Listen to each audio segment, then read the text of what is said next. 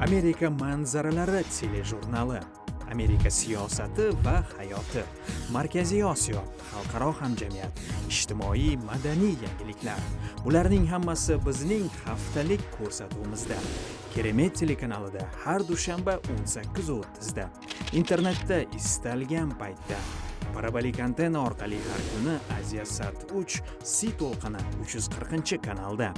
Amerika ovozi, xolis, tezkor va ishonchli axborot manbai. Telejurnalimiz davom etadi. Bu mamlakatda hozirda politsiyaga qo'yilayotgan asosiy talablardan biri bu kamera taqib yurish. Zobitlar qarshi emas, lekin bu yangi sistemaning ham o'ziga xos muammolari va xarajati bor.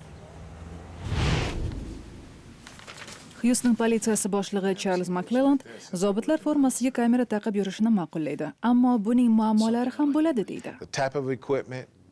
Uskuna turi, uning qayerga taqilishi, videoni kompyuterga ko'chirish vaqti, xotira hajmi, hammasini taxt qilish oson emas. So'nggi 2 yilda Houston politsiyasi bo'limi kameralarni sinadi. Har kuni 100 zobit kamera qadab yurdi. Ammo McClelland deydiki, bir necha ming politsiyachiga kamera taqtirish va tushirilgan videolarni ko'rib chiqish katta pulga tushadi.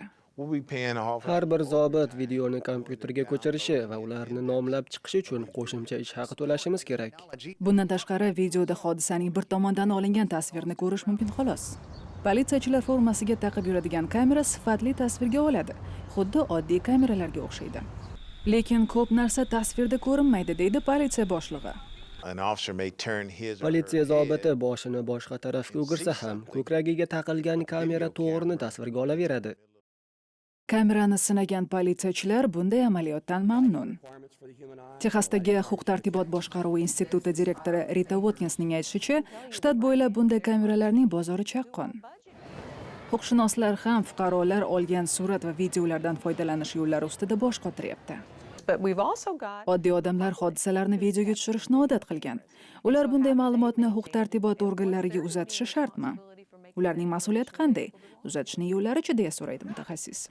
Watkins ham, McClelland ham kamera ishdan chiqsa yoki video tasvir yo'qolsa nima bo'ladi, deya so'raydi. Bu texnologiyani inson yaratgan. Demak, kutilmaganda buzilishi yoki noto'g'ri ishlashi mumkin. Bunday nosozlik Baltimore kabi politsiyaga aholi ishonmaydigan shaharda jiddiy ziddiyatga olib kelishi mumkin. Bundan tashqari, politsiya va aholi o'rtasidagi kundalik muloqot kameralar tufayli kamayishi mumkin. Politsiyachi kamera yordamida fuqaroni videoga tushirsa, fuqaro uni telefonida videoga oladi.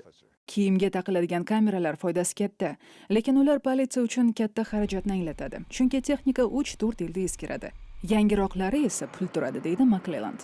Houstondan Greg Flacos, Washingtondan Nasiba Tohir. Amerika ovozi, xolis, tezkor va ishonchli axborot manbai.